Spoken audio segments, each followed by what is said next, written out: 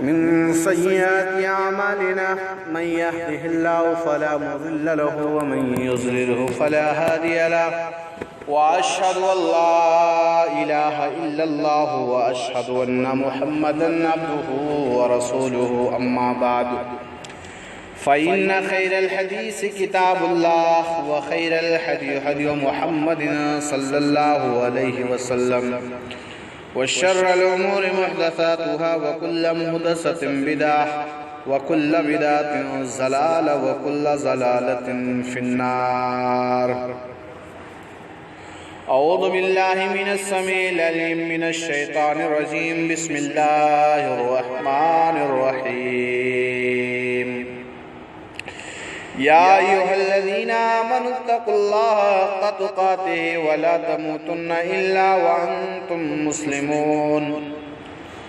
يا أيها الناس اتقوا ربكم الذي خلقكم من نفس واحدة وخلق منها زوجها وبث منهما رجالا كثيرا ونساء واتقوا الله الذي تساءلون به والأرحام إن الله كان عليكم رقيبا. يا أيها الذين آمنوا اتقوا الله وقولوا قولا سديدا يصلح لكم أعمالكم ويغفر لكم ذنوبكم ومن يطع الله ورسوله فقد فاز فوزا عظيما. وقال الله تبارك وتعالى في موضع آخر وما محمد إلا رسول قد خلت من قبله الرسل أفإن مات أو قتل انقلبتم على أعقابكم. تمام قسم کی تعریف کبریائی و بڑائی بزرگی اللہ رب العالمین کے لیے ہے جو ہمارا خالق و مالک ہے، جس نے ہمیں پیدا کیا، اشرف المخلوقات بنایا اور اپنے آخری نبی حضرت محمد صلی اللہ علیہ وسلم کی امتی بننے کا شرف بخشا. محترم حضرات، اللہ رب العالمین نے اس دنیا میں جہاں بہت ساری چیزوں کو پیدا کیا، وہیں پر اللہ رب العالمین نے موت اور زندگی کو بھی پیدا کیا. موت اور زندگی بھی اللہ تبارک و تعالیٰ کی مخلوق ہے، اور جہاں تمام چیزوں کو موت آئے گی وہیں اللہ رب العالمین کی اس مخلوق موت کو بھی موت آئے گی.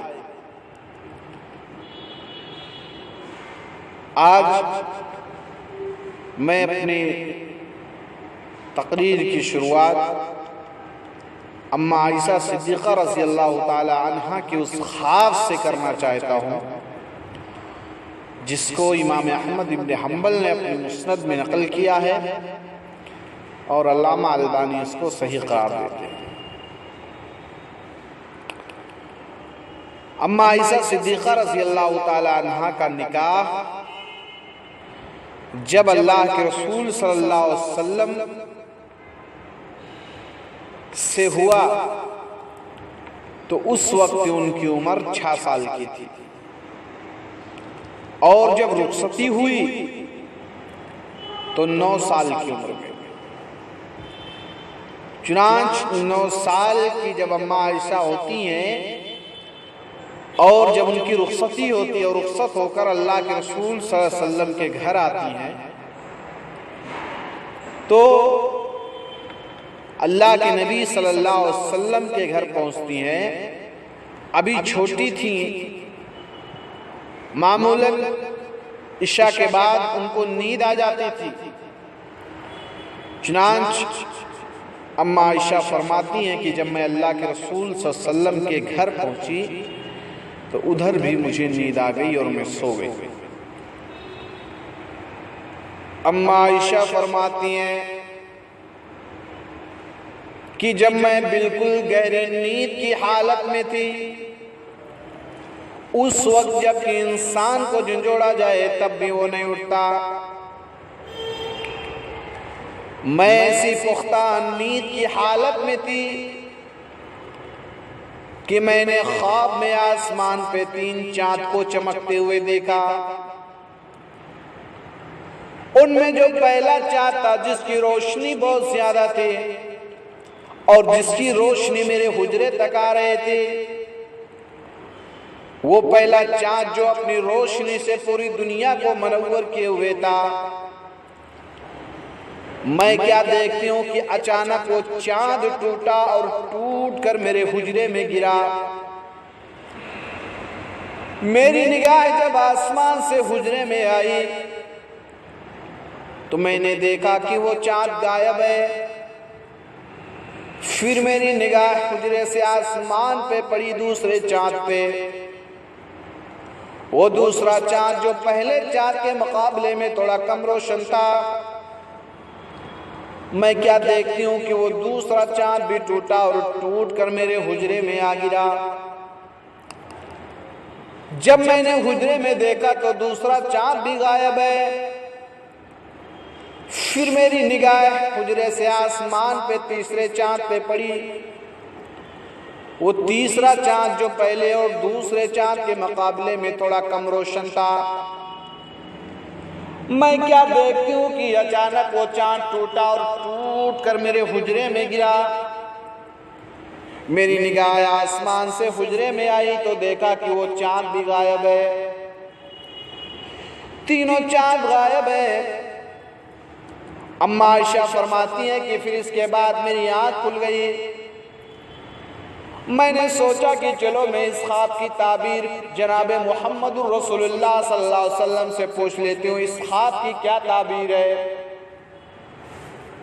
میں نے دیکھا اللہ کے رسول صلی اللہ علیہ وسلم سو رہے ہیں، تو میں نے آپ کو جگانا مناسب نہیں سمجھا کہ جب میرے شوہر نے مجھے نہیں جگایا، میرے نیند میں خلل نہیں ڈالا، تو میں کیوں ان کی نیند میں خلل ڈالوں، ڈسٹرب کروں؟ چلو میں اس خواب کی تعبیر صبح جناب محمد رسول اللہ صلی اللہ علیہ وسلم سے پوچھ لوں گی، کیا اس خواب کی تعبیر کیا کہنا چاہتے ہیں اس کے بارے میں۔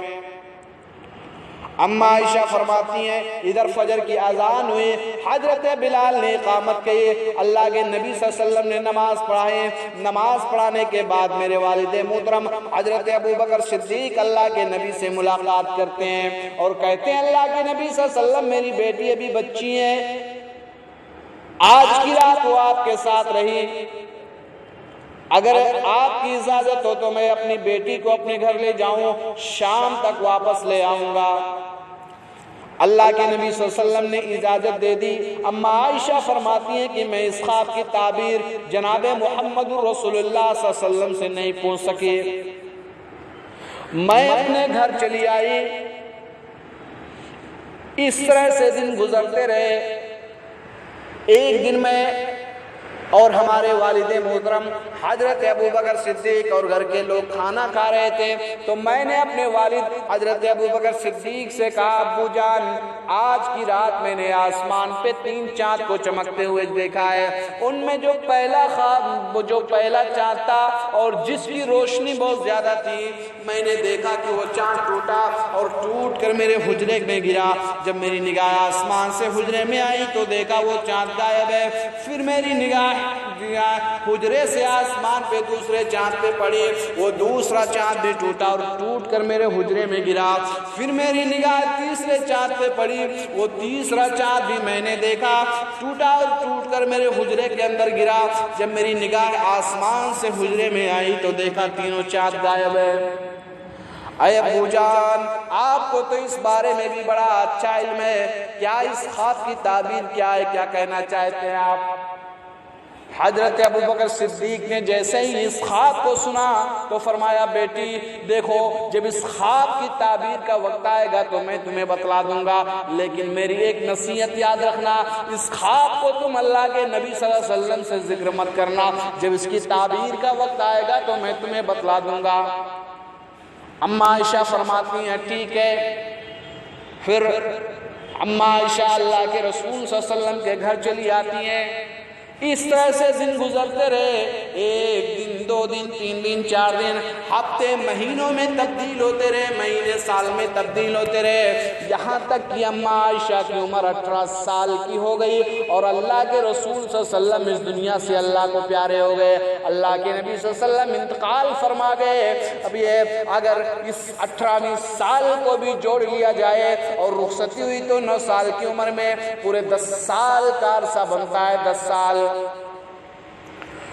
اماں عائشہ فرماتی ہیں کہ میں نے 10 سالوں تک نبی اکرم سے اس خواب کو ذکر نہیں کیا، یہاں تک کہ اللہ کے نبی صلی اللہ علیہ وسلم اللہ کو پیارے ہو گئے۔ اماں عائشہ فرماتی ہیں کہ 10 سال میں نے نبی اکرم صلی اللہ علیہ وسلم کی خدمت کی، 10 سال میں نے نبی اکرم کے پیر دبائے، 10 سال میں نبی اکرم صلی اللہ علیہ وسلم کے ساتھ رہے۔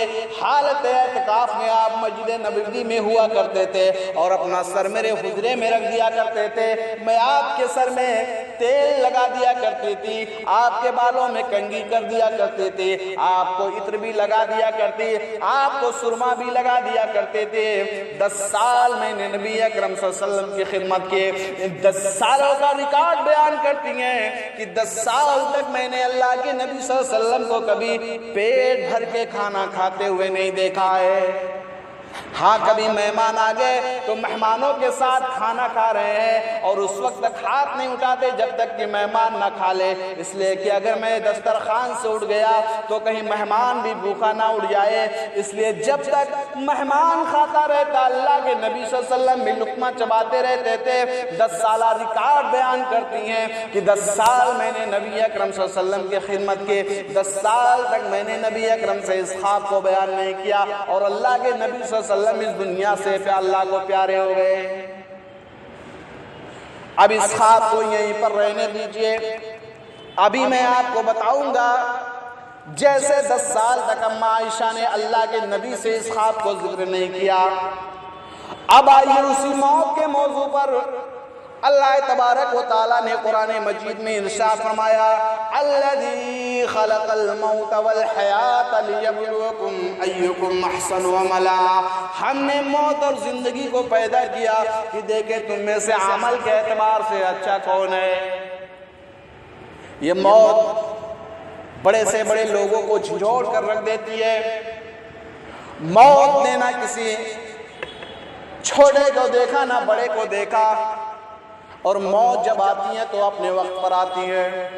اللہ تبارک و تعالیٰ نے فرمایا قُلْ إِنَّ الْمَوْتَ الَّذِي تَفِرُّونَ مِنْهُ فَإِنَّهُ مُلَاقِيكُمْ ثُمَّ تُرَدُّونَ إِلَىٰ عَالِمِ الْغَيْبِ وَالشَّهَادَةِ فَيُنَبِّئُكُم بِمَا كُنتُمْ تَعْمَلُونَ، آپ کہہ دیجئے جس موت سے تم بھاگ رہے ہو، جس موت سے تم بھاگ رہے ہو وہ موت تم سے ملاقات کر کے رہے گی، تم سے ملاقات کر کے رہے گی۔ ملاقات کب ہوتا ہے؟ جب آمنا سامنا ہو، آپ ہم سے ملے ہم آپ سے ملے، اس کو ملاقات کہتے ہیں۔ آپ یہ کہہ سکتے ہیں کہ ہمارا سلام پہنچا دینا، لیکن اس کو ملاقات نہیں کہتے ہیں۔ اللہ تعالیٰ نے فرمایا فَإِنَّهُ مُلَاقِيكُمْ، وہ تم سے ملاقات کر کے رہے گی۔ أَيْنَمَا تَكُونُ يُدْرِكُمُ الْمَوْتُ وَلَوْ كُنْتُمْ فِي بُرُوجٍ مُشَيَّدَةٍ،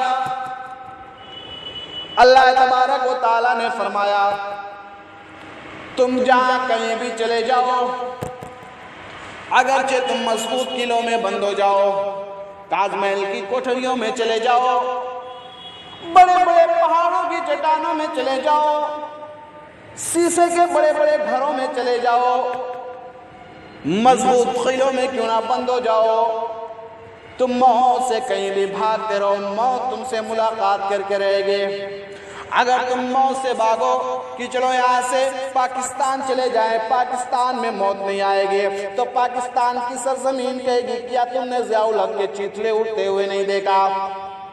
پاکستان سے بھاگو سعودیہ کی سرزمین پہ چلے جاؤ کہ یہاں اللہ تبارک و تعالیٰ کی رحمتیں نازل ہوتی ہیں، سعودیہ کی سرزمین کہے گی کیا تم نے شاہ فیصل اور عبداللہ عبدالعزیز کو موت کے منہ میں موت کے گاڑ اترتے ہوئے نہیں دیکھا؟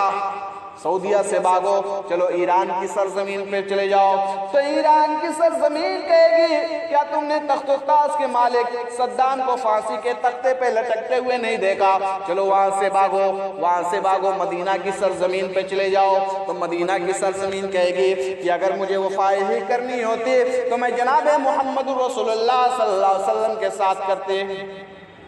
اینما تکون یدرککم الموت ولو کنتم فی بروج مشیدہ، موت سے تم جہاں کہیں بھی بھاگتے رہو، موت تم سے ملاقات کر کے رہے گی، موت تمہارے ٹیٹوے پہ سوار ہو کے رہے گی، تم بھاگ نہیں سکتے ہو۔ جناب محمد رسول اللہ صلی اللہ علیہ وسلم پر بھی دھیرے دھیرے موت کے آثار ظاہر ہو رہے ہیں۔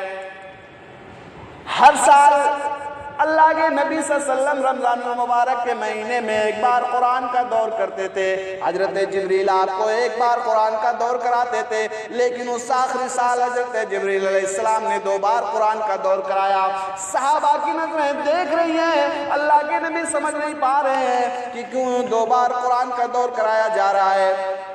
خطبہ حجۃ الوداع کے موقع پر اللہ کے نبی صلی اللہ علیہ وسلم فرماتے ہیں، اے لوگوں، ہو سکتا ہے کہ آئندہ سال میں تمہارے سامنے حاضر نہ ہو سکوں۔ یہ اشارہ ہے اس بات کی طرف کہ آپ بھی اللہ کو پیارے ہونے والے ہیں۔ ہر سال اللہ کے نبی صلی اللہ علیہ وسلم رمضان المبارک کے مہینے میں 10 دن کا اعتکاف کرتے تھے، لیکن اس آخری سال آپ نے 20 دن کا اعتکاف کیا۔ صحابہ کی نظریں دیکھ رہی ہیں لیکن سمجھ نہیں پا رہے ہیں کہ آپ 20 دن کا اعتکاف کیوں کرتے ہیں۔ 29 سفر کو اللہ کے نبی کسی کے جنازے میں تشریف لے گئے، جنت البقیع میں دفن کیا، اور دفن کرنے کے بعد اس کے لیے دعائے مغفرت کیے۔ واپس آنے لگے تو اللہ کے نبی صلی اللہ علیہ وسلم کے سر میں درد شروع ہوا، اللہ کے نبی کے سر میں درد شروع ہوا۔ آپ سر کے درد کی وجہ سے چل نہیں پا رہے ہیں، آپ کے پیر زمین پر گھسٹ رہے ہیں۔ اس حال میں صحابہ کی نظریں آپ پہ پڑتی ہے۔ حضرت فضل بن عباس اور علی بن ابی طالب آپ کو سہارا دیتے ہیں۔ اس حال میں کہ ایک ہاتھ فضل بن عباس کے کندھے پر ہے تو دوسرا ہاتھ علی بن ابی طالب کے کندھے پر ہے۔ اس حال میں اللہ کے نبی کو حجرہ عائشہ میں منتقل کیا گیا۔ یہیں سے آپ کے مرض کا آغاز شروع ہوتا ہے۔ 13 یا 14 دنوں تک اللہ کے نبی صلی اللہ علیہ وسلم جس بیماری میں مبتلا رہے، وہ بڑے اللہ کے نبی صلی اللہ علیہ وسلم بڑے اس بیماری میں مبتلا رہے۔ اللہ کے نبی صلی اللہ علیہ وسلم کے مرض کا آغاز یہیں سے شروع ہوتا ہے۔ اللہ کے نبی صلی اللہ علیہ وسلم کو حجرہ عائشہ میں منتقل کیا گیا۔ پھر 1 ہفتہ یہیں پر گزر گیا۔ آپ کی طبیعت میں ذرا سہولت ہوتی، آسانی ہوتی، آپ مسجد کے اندر تشریف لے جاتے، نماز پڑھاتے، اور نماز پڑھانے کے بعد پھر واپس گھر میں آ جاتے اور فرماتے، آج میری باری کہاں، آج میری باری کہاں۔ آپ صلی اللہ علیہ وسلم کی باری جس بیوی کے یہاں ہوتی، آپ اس کے یہاں تشریف لے جاتے، آخری وقت ہے، لیکن عدل کا پیمانہ لبریز نہیں ہونے دے رہے، عدل و انصاف کو قائم کر رہے ہیں۔ فرماتے ہیں، آج میری باری کہاں، آج میری باری کہاں۔ چنانچہ 1 ہفتہ یہیں پر گزر گیا۔ انتقال میں 6 دن بچے۔ اللہ کے نبی صلی اللہ علیہ وسلم نے پھر 1 ہفتہ پہلے فرمایا، لوگوں، مجھے آج گرمی کی بہت شدت معلوم ہو رہی ہے، مجھے نہلاؤ اور بہت نہلاؤ، اور ایک کنویں کے پانی سے نہیں بلکہ کئی کنویں کے پانی سے نہلاؤ۔ بخاری کی روایت ہے، آپ کو ایک لگن میں ایک برتن میں بٹھا دیا گیا اور صحابہ کرام نے 7 کنووں کا پانی ڈالا کہ اللہ کے نبی فرمانے لگے، بس کرو بس کرو۔ اللہ کے نبی فرماتے ہیں، بس کرو بس کرو۔ اللہ کے نبی صلی اللہ علیہ وسلم کا یہ دن بھی گزر گیا۔ اب آپ کے انتقال میں 5 دن بچتے ہیں، 5 دن، اور 5 دن پہلے پھر آپ مسجد کے اندر تشریف لے جاتے ہیں، لوگوں کو نماز پڑھاتے ہیں، اور نماز پڑھانے کے بعد جو ممبر تھا اس ممبر پہ بیٹھ جاتے ہیں اور لوگوں سے فرماتے ہیں، لعنت اللہ علی الیہود والنصارى اتخذوا قبور انبیائہم مساجدا۔ اللہ کی لعنت ہو یہود و نصارہ پر، انہوں نے اپنے اپنے نبیوں کی اور ولیوں کی قبروں کو سجدہ گاہ بنا لیا ہے۔ اللہ کے نبی صلی اللہ علیہ وسلم نے پھر اللہ تبارک و تعالیٰ سے یہ دعا کی، اللہم لا تجعل قبری وثنا یعبد، الہ العالمین، میری قبر کو مرنے کے بعد چومنے چاٹنے کی جگہ مت بنا دینا، بت خانہ مت بنا دینا جس کی عبادت کی جانے لگے، وثنا یعبد، عبادت کرنے کی جگہ نہ بنا دینا۔ اللہ کے نبی صلی اللہ علیہ وسلم اللہ سے یہ دعا کرتے ہیں۔ پھر آپ اپنے آپ کو قصاص کے لیے پیش کرتے ہیں، لوگوں اگر میں نے کسی کو مارا ہو، کسی پر ظلم کیا ہو، تو محمد رسول اللہ کی یہ پیٹھ حاضر ہے، وہ آئے اور اپنا بدلہ لے لے۔ محمد رسول اللہ کی یہ پیٹھ حاضر ہے، وہ آئے اپنا بدلہ لے لے۔ اللہ کے نبی صلی اللہ علیہ وسلم پھر حجرے میں تشریف لے جاتے ہیں اور فرماتے ہیں آج میری باری کہاں، آج میری باری کہاں۔ ساری بیویوں نے صلاح کے اللہ کے نبی صلی اللہ علیہ وسلم کی تکلیف بہت زیادہ بڑھ گئی ہے، آج اس بیوی کے یہاں کل اس بیوی کے یہاں آنے جانے میں بڑی تکلیف ہوتی ہے، بڑی پریشانی ہوتی ہے۔ ساری بیویوں نے آپس میں صلاح کیا کہ کیوں نہ ایسا کریں، ہم اللہ کے نبی کو اجازت دے دیں۔ اللہ کے نبی صلی اللہ علیہ وسلم آپ کو آج یہاں کل وہاں آنے جانے میں تکلیف ہوتی ہے، پریشانی ہوتی ہے، اس لیے آپ ہر بیوی کے یہاں نہ جا کر آپ کسی ایک بیوی کے حجرے کو پسند کر لیں۔ اب آپ کی نگاہیں دیکھ رہی تھی کہ میں کس بیوی کے حجرے کو پسند کروں، کون سی بیوی میری زندگی کے آخری لمحات کو میری امت کے سامنے پیش کر سکے گی۔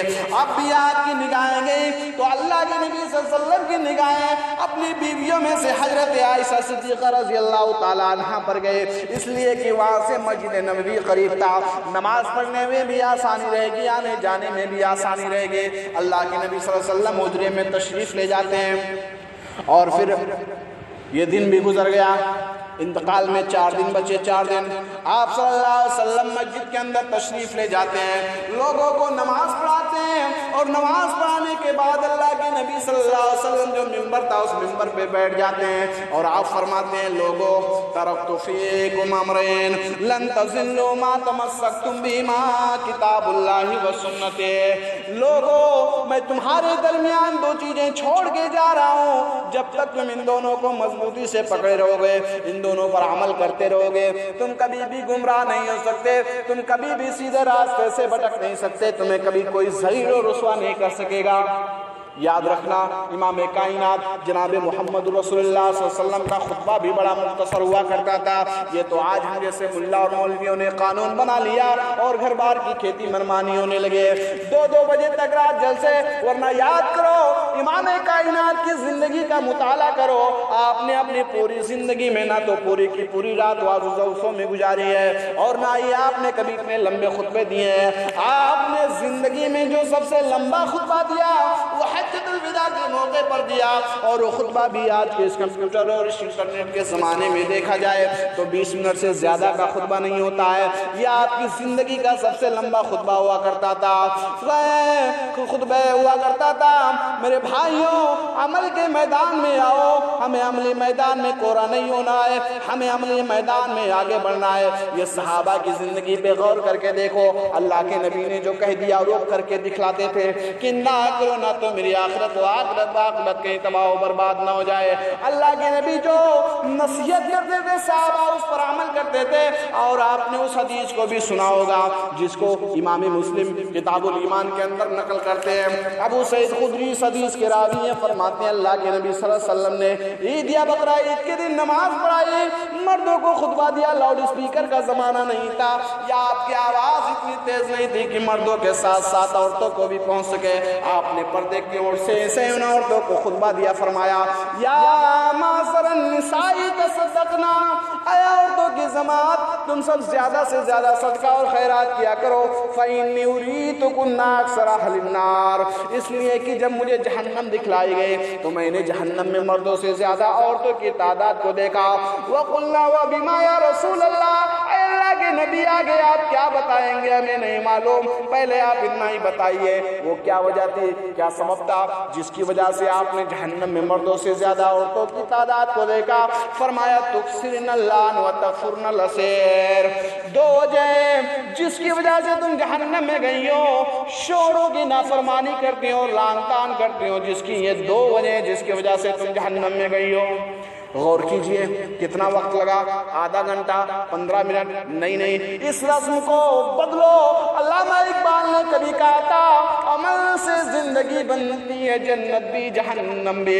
یہ خاکی اپنی فطرت میں نہ نوری ہے نہ ناری ہے. ہمیں عملی میدان میں کوڑا نہیں ہونا ہے, ہمیں عملی میدان میں آگے بڑھنا ہے. اللہ کے نبی خطبہ دیتے ہیں, ترکت فیکم امرین لن تضلوا ما تمسکتم بہما کتاب اللہ و سنت. اے لوگو, میں تمہارے درمیان دو چیزیں چھوڑ کے جا رہا ہوں. جب تک تم ان دونوں کو مضبوطی سے پکڑے رہو گے, جب تک تم ان دونوں پر عمل کرتے رہو گے, تم کبھی بھی گمراہ نہیں ہو سکتے, تم کبھی بھی سیدھے راستے سے بھٹک نہیں سکتے.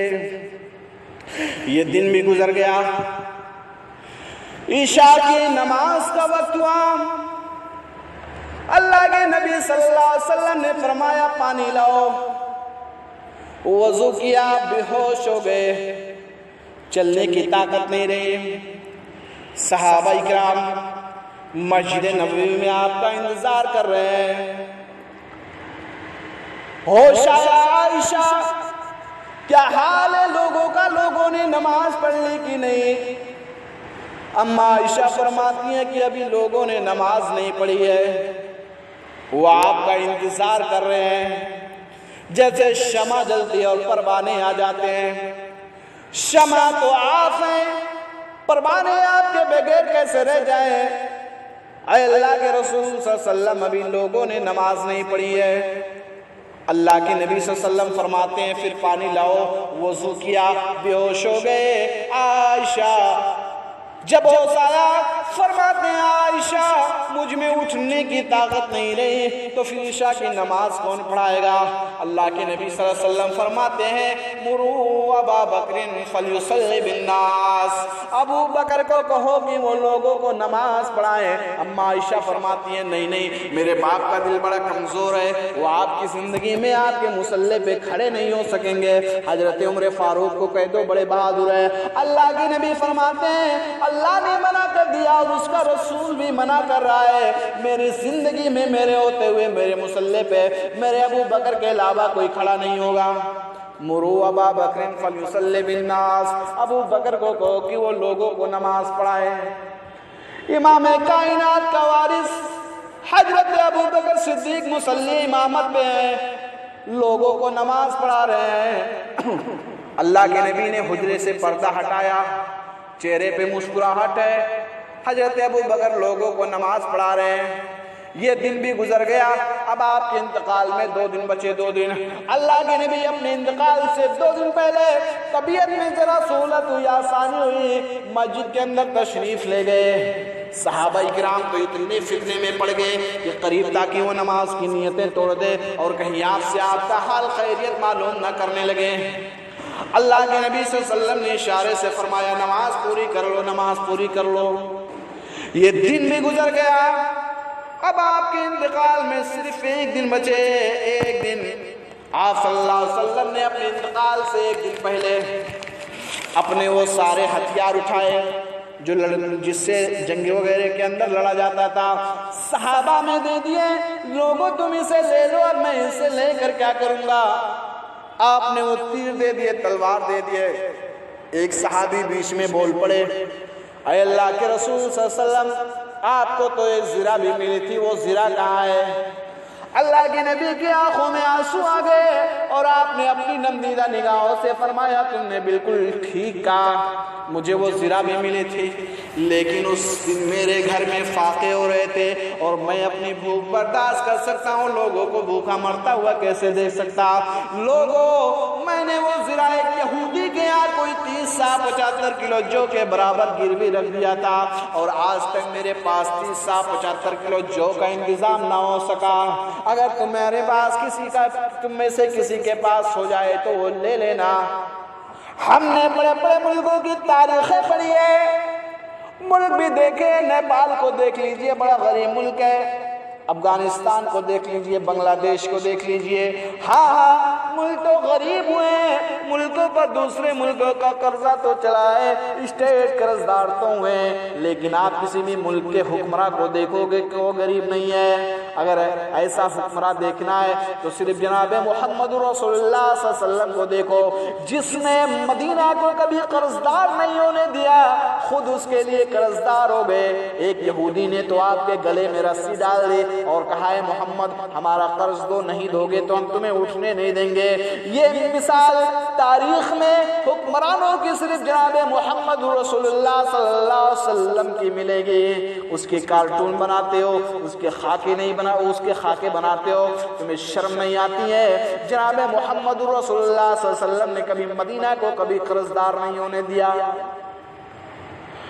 اما عائشہ فرماتی ہیں، یہ وقت بھی بڑے احتیاط سے بیان فرماتی ہیں کہ جب سورج بلند ہوا، اللہ کے نبی نے فرمایا میرے نواسوں کو بلاؤ، حسن کو بلاؤ، حسین کو بلاؤ۔ حضرت فاطمہ خود آتی ہیں، اپنے باپ کی تکلیف کو دیکھتی ہیں تو فرماتی ہیں واہ کر بابا، آئے میرے ابو کی تکلیف۔ اللہ کے نبی نے فرمایا کہ بیٹی رونے کی ضرورت نہیں ہے، آج اللہ سے ملاقات کا دن ہے۔ کوئی علم غیب کا فتویٰ نہ دے، ایک ایک چیز کی خبر حضرت جبریل علیہ السلام دے رہے ہیں۔ فرمایا بیٹی رونے کی ضرورت نہیں ہے، اپنے کان کو ادھر لاؤ۔ اللہ کے نبی صلی اللہ علیہ وسلم ہے حضرت فاطمہ کے کان میں فرماتے ہیں سیدۃ نساء اہل الجنہ، اللہ تعالیٰ نے تمہیں جنت کی تمام عورتوں کی سردار بنا دی ہے، اور میرے جانے کے بعد سب سے پہلے میرے اہل بیت میں تو ہی مجھ سے ملاقات کرے گی۔ حضرت فاطمہ خوش ہو جاتی ہیں، لیکن بات کا غم ہے اللہ کے نبی صلی اللہ علیہ وسلم کا یہ آخری دن ہے، آپ صلی اللہ علیہ وسلم کا آخری دن ہے، اور آپ صلی اللہ علیہ وسلم کی تکلیف بڑھ رہی ہے۔ صحابہ کرام آپ کو دیکھنے کے لیے آ رہے ہیں۔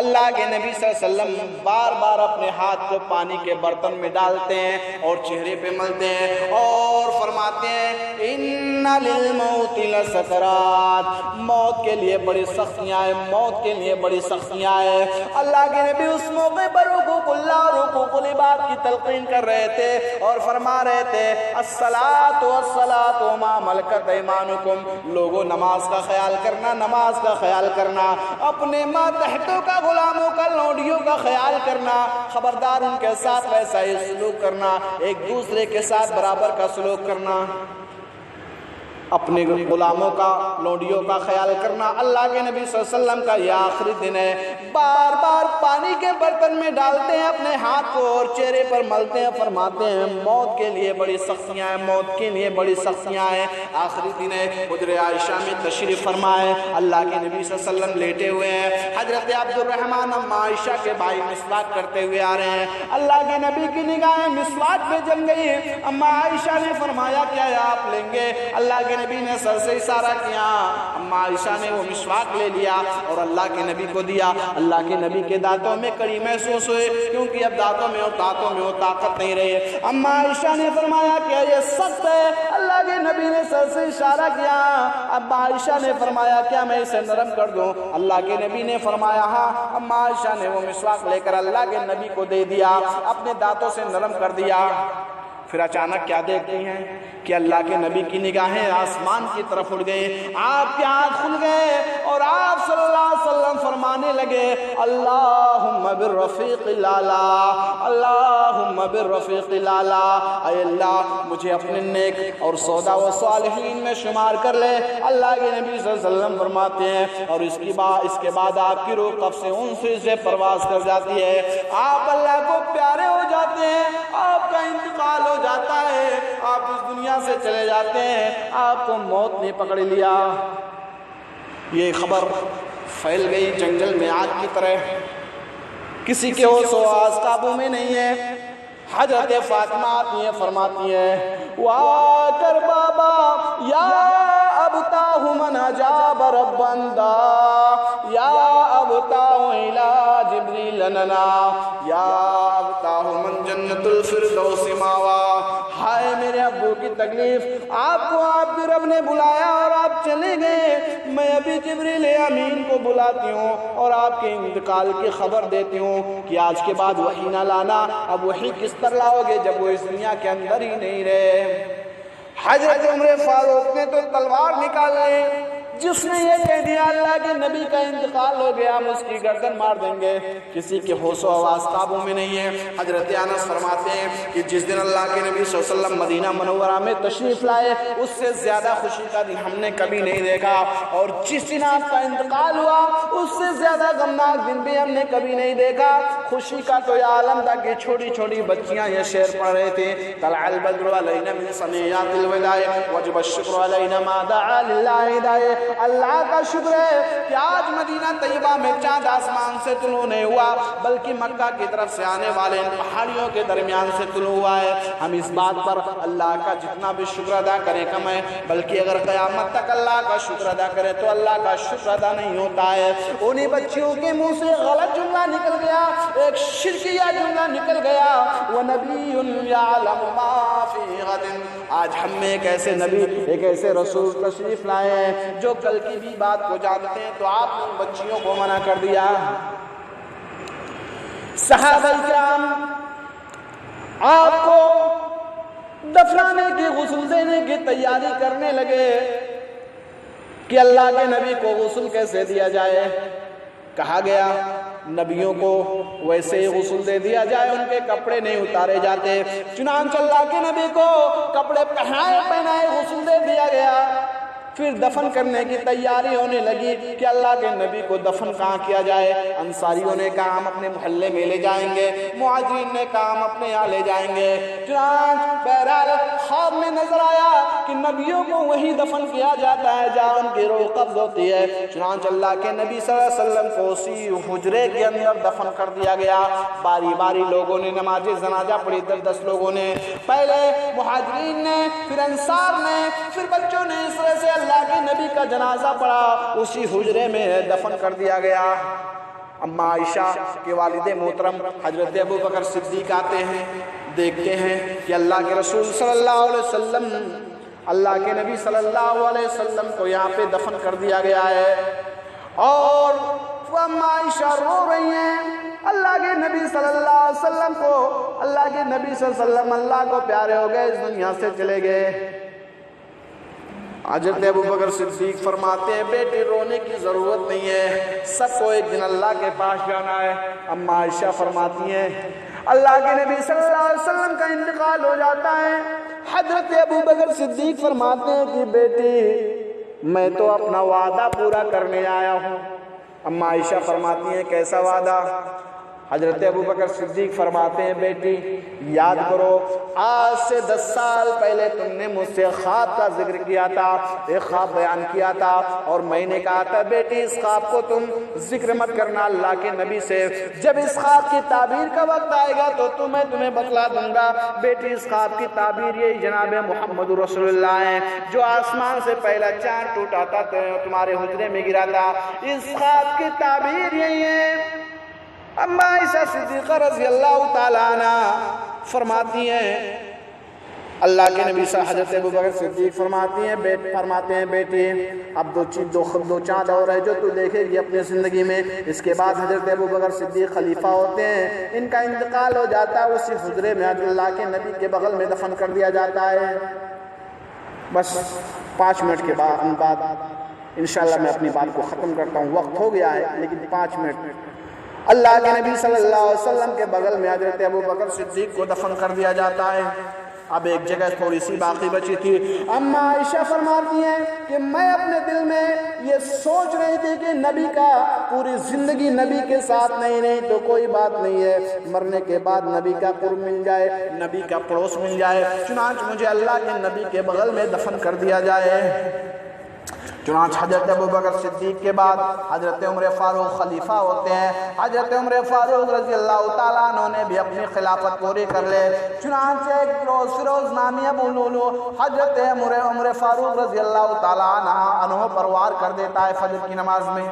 زخم لگا، اللہ کے نبی حضرت ابوبکر حضرت عمر فاروق رضی اللہ تعالیٰ عنہ کا پیٹ پھٹ گیا، اور جب بچنے کی کوئی امید نہ رہی تو انہوں نے خط لکھا اما عائشہ صدیقہ رضی اللہ تعالیٰ عنہ کے پاس کہ اے ام المومنین، ساری دنیا کی مسلمانوں کی ماں، میں جانتا ہوں کہ تم وہ جگہ اپنے لیے رکھی ہو، لیکن تم تو میرا رشتہ اپنے باپ حضرت ابوبکر صدیق اللہ کے نبی صلی اللہ علیہ وسلم سے بھی بہتر جانتی ہو کہ میرا ان کے ساتھ کیسا تھا رشتہ اور تعلق تھا، اللہ کے نبی صلی اللہ علیہ وسلم کے ساتھ کیسا تھا۔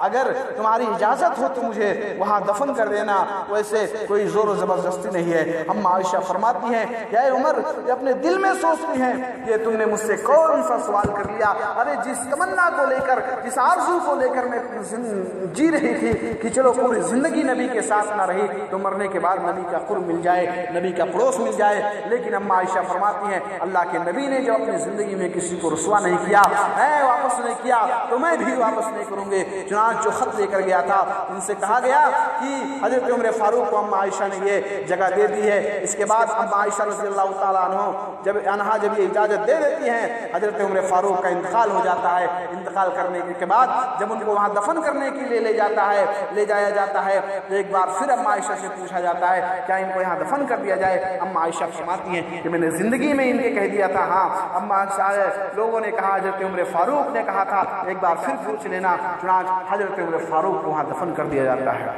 عورتیں پڑوس کی آتی ہیں، تسلی دیتی ہیں، رونے کی ضرورت نہیں ہے، اللہ تبارک و تعالیٰ کے پاس سب کو جانا ہے۔ ایک دن جو بھی اس دنیا کے اندر آیا ہے، تھوڑی دیر کے بعد خیال آتا ہے اے عائشہ، اما عائشہ اپنے دل میں سوچتی ہیں اے عائشہ تو یہاں کیوں دفن ہونا چاہتی تھی؟ ارے تو ہی غلط تھی، تو یہاں کیوں دفن ہونا چاہتی تھی؟ اگر تم یہاں دفن ہو جاتے تو تم نے جو خواب دیکھا تھا تیسرے چاند کو اس حجرے میں گرتے ہوئے دیکھا تھا، اگر تو یہاں دفن ہو جاتی تو تیسرے چاند کو جو تم نے دیکھا تھا یہ تیرا خواب کیسے پورا ہوتا؟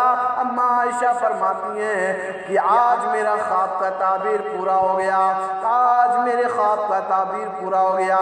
یہی اس خواب کی تعبیر تھی جو اما عائشہ نے جو دیکھا کہ 3 چاند میرے حجرے میں گرے، وہ اللہ کے نبی صلی اللہ علیہ وسلم، حضرت ابوبکر صدیق، حضرت عمر فاروق رضی اللہ تعالیٰ عنہ تھے۔